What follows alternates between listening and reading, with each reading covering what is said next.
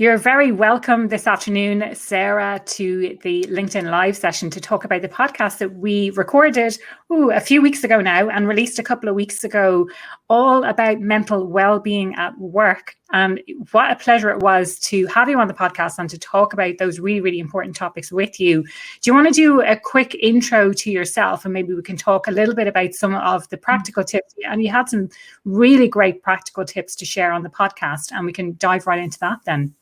Yeah, wonderful. Thank you so much for having me. Again, honestly, it's always such a pleasure to speak with you. And anyone that knows me out there will know that I often talk about building an army to change the world. And I'm so grateful that you are in my army because... thank you. And likewise, Sarah. Thank you. So just to introduce myself, I'm Sarah Restall. I'm the director of the Inside Out Charter, and I work for the Inside Out Leaderboard, which was founded by Rob Stevenson quite a few years ago now, where originally the idea behind it was to tackle the stigma attached to speaking about mental health in the workplace by really engaging senior leaders. And we release a leaderboard every year where we have C-suite leaders who have lived experience of mental health problems and they're prepared to be visible and back the agenda. And I work on the charter, which is I often say we all know the why that senior leaders need to buy into this, and the charter and the work that I do provides the how. So I work with heads of HR and heads of wellbeing to help support them with actually putting it in place as an act of culture change, which is really important. And in the podcast, this is something that I talk about. I'm not a mental health expert. I am not a clinical psychologist, but I am an expert in cultural change in the workplace, especially where it comes to mental health and the stigma attached to it. So yeah, that's my introduction. Straight away, so much to dive into right there. Maybe let's get started with the why for senior leaders, because I know that's something that we touched on in the podcast and it is crucially important. But maybe as a reminder, let's talk about, well, why is it important to get that senior leadership buy-in? Yeah, well, I mean, it's important for several things. Like the first and most obvious one is budget. If you want a budget to do something that is about the well-being of your staff, you need senior leadership buy-in. You need to be able to make a business case that it's not just the right thing to do, but that it actually makes business sense to invest in your people's well-being. But it's also really important because that's where the culture is based. So if you think about an organization, it's like a family. The culture is set by those people who are at the heads of their departments. And that's why it's so important. It can't just be the expectation of the children, for example. If you think of it like a family, the children to set the rules and the culture of the family, that's not safe. No. It's really on, how do we create a safe, balanced, secure culture in our family that is our business? And that's how you flourish. And that's why senior leadership buy-in is important. Brilliant. And then maybe talk a little bit more about the how then. So what exactly can you provide? Sure. So the work that I do with organizations through the charter is it's very bespoke. So I work with an organization in a bespoke way. And I often call it, we do a stock take. So the first thing I'll do is actually have a look, and I liken it to a spice cupboard where everyone's got in their kitchen that spice cupboard. I've sorted out mine now, and I've found like miscellaneous chilies, saffron that's at least 10 years old. Oh yeah, I have that saffron. It's expensive stuff, that. I know, but should I have it for 10 years? Like I'm hoarding it like I'm some kind of pirate. So, I often say it's like the spice cupboard. I go into an organization, I sit down and I say, look, what do you already have? Like, I'm really thinking cost effective here, because I don't think the answer to this problem is to just throw money at it. I think that we need to look at what you already have, look at what's already in place, look at the culture that is already established. How are people feeling? I mean, does anything need changing, and what are your senior leaders already doing?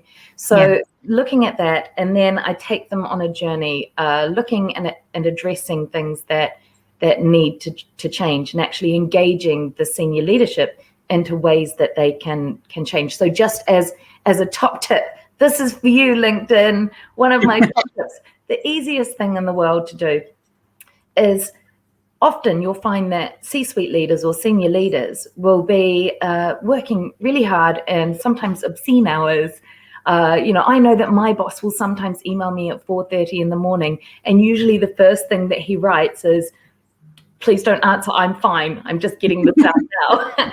But he really sets that culture for me to know that he doesn't expect me to read an email at 4:30 or to reply to it at 4:30 in the morning.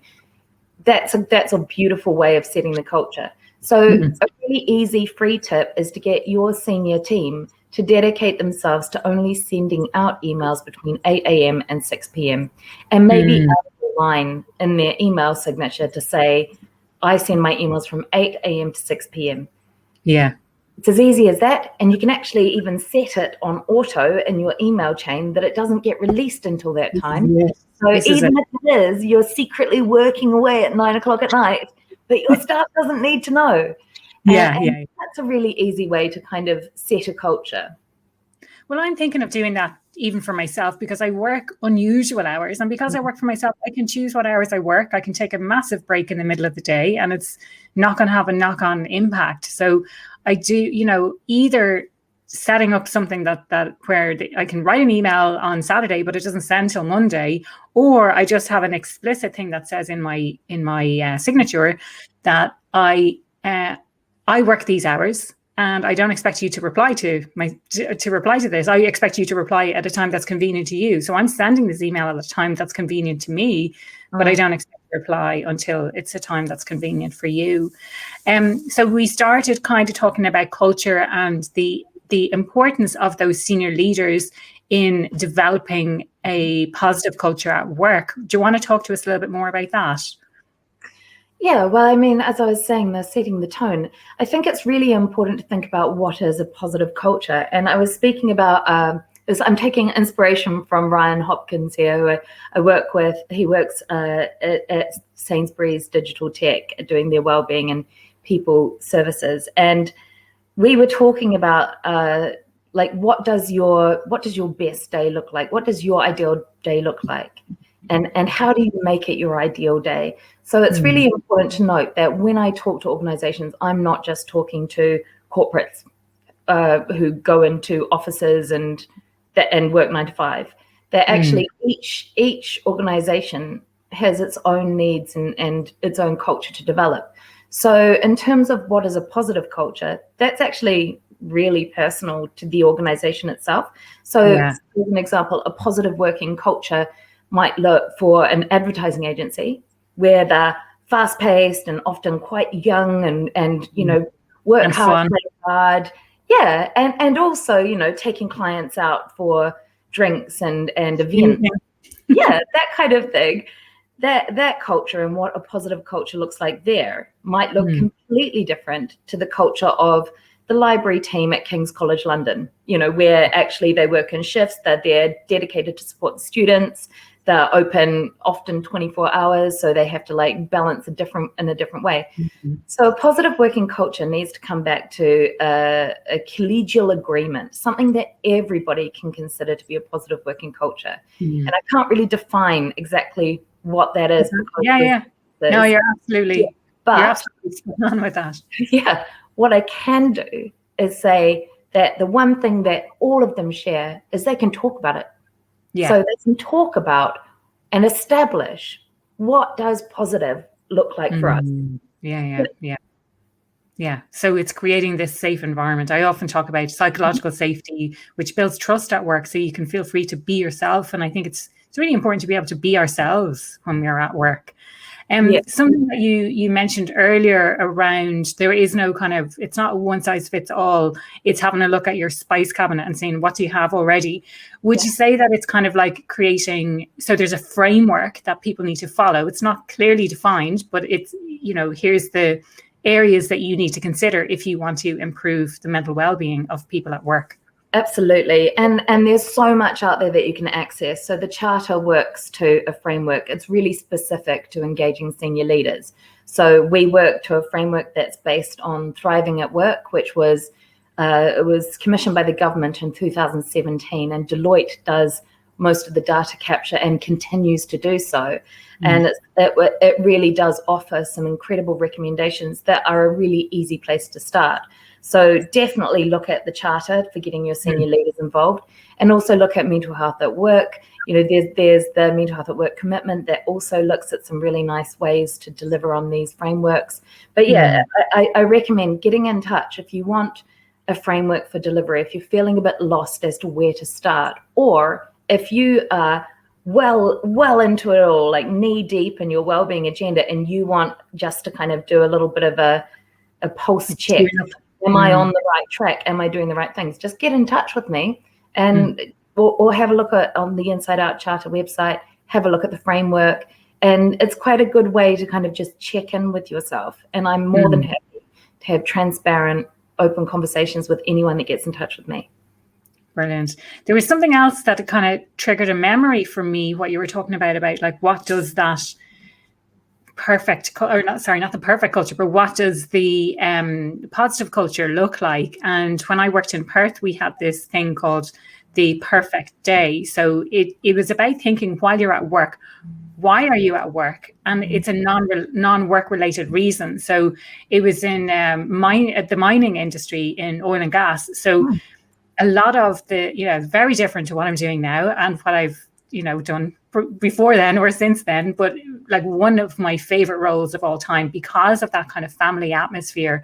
And so there's a lot of, it's obviously a high proportion of men, and they were big into fishing and things like that. So their perfect day might be described as, well, it's when I can go out and catch a whole load of fish, or it's spending time with my family, or it's out in the wilderness camping and things like that. But it's bringing back to, why do you want to stay safe at work? Because of the nature of the industry, the focus was very much on why we stay safe at work.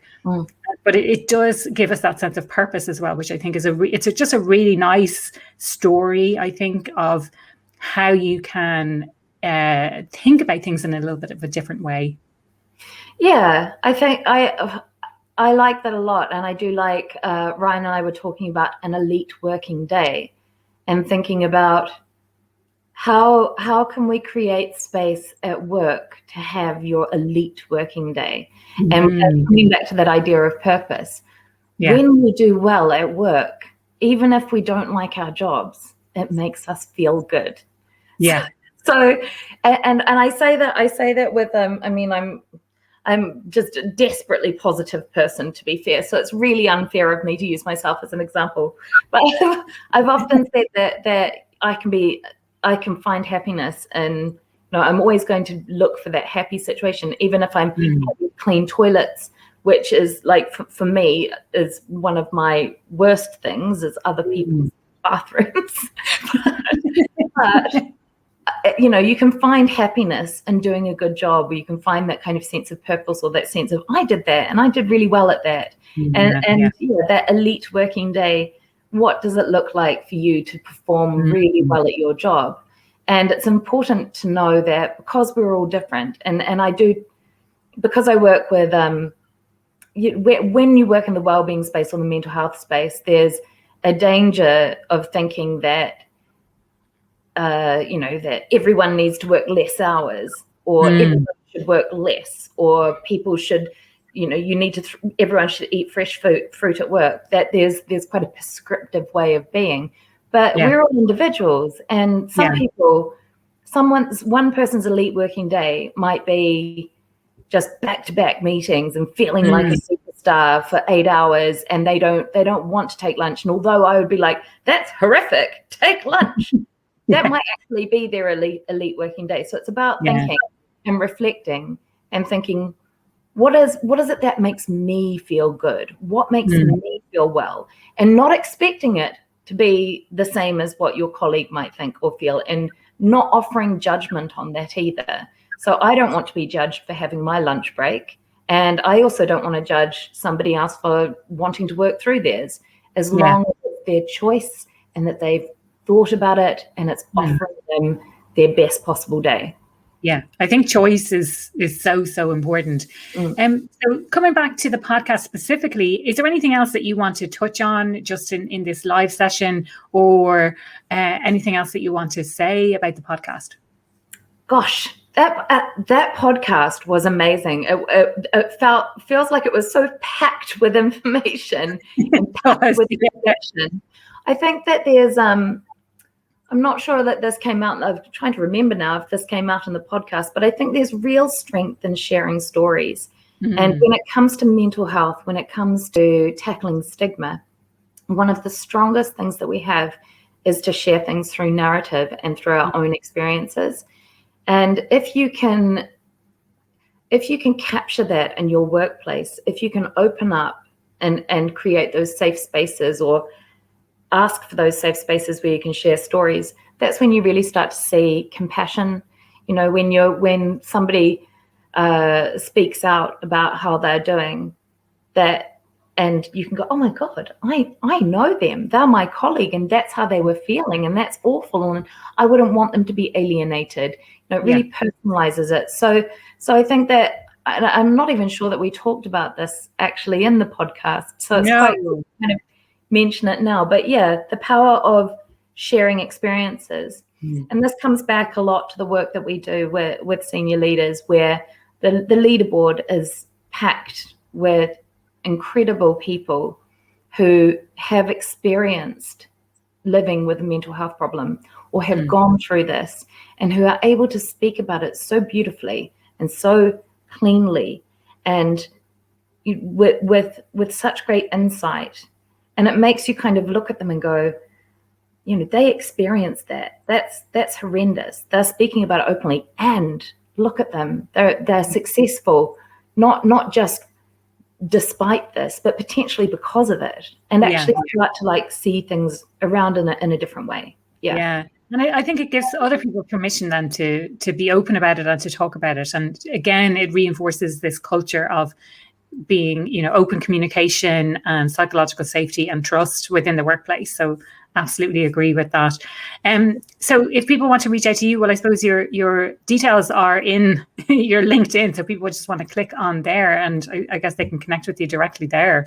Absolutely. I'd welcome that completely. And I've got such a weird last name. There's not a lot of us out there. I can't say it in English, but here we go.